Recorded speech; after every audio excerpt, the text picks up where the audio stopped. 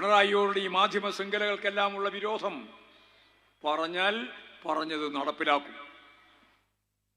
അങ്ങനെ നടപ്പിലാക്കിയതിൻ്റെ ഒരു ചിത്രമാണ്, നീണ്ട ചിത്രമാണ് ഈ 10 വർഷക്കാലം ഈ കേരളം അനുഭവിക്കുന്നത്.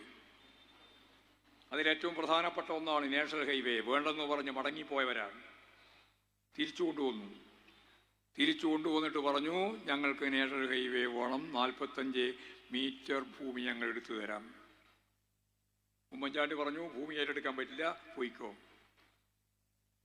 നിങ്ങൾ ഈ കേരളത്തിൻ്റെ ചരിത്രത്തിൽ എന്തെല്ലാം ഇനി UDF-കാർ പറഞ്ഞാലും ഈ നാഷണൽ ഹൈവേ വേണ്ടെന്ന് വെച്ച പാപം നിങ്ങൾക്ക് എപ്പോഴാണ് അവസാനിക്കുക? ഞാൻ വെറുതെ പറയുന്നതല്ല.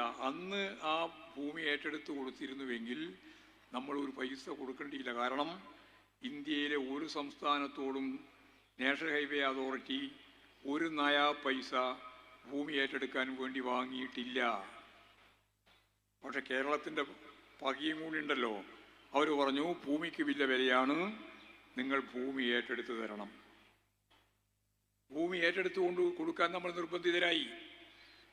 കേന്ദ്രം ഞാൻ നേരത്തെ പറഞ്ഞ പോലെ നമുക്ക് ആളോഹരി സമ്പത്ത് തരുന്നില്ല. ലക്ഷക്കണക്കിന് കോടിയാണ് തരാൻ ബാക്കി. കേന്ദ്ര ഗവൺമെൻറ്റിൻ്റെ കയ്യിലാണെങ്കിൽ GST സംവിധാനത്തിൻ്റെ ഭാഗമായി വേറെ പണമില്ലല്ലോ.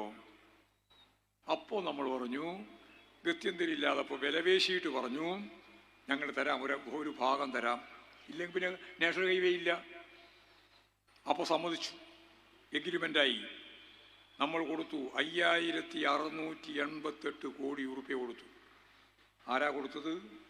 ഈ 5688 കോടിയും കൊടുത്തത് കിഫ്ബിയാണ്. അതാ കിഫ്ബി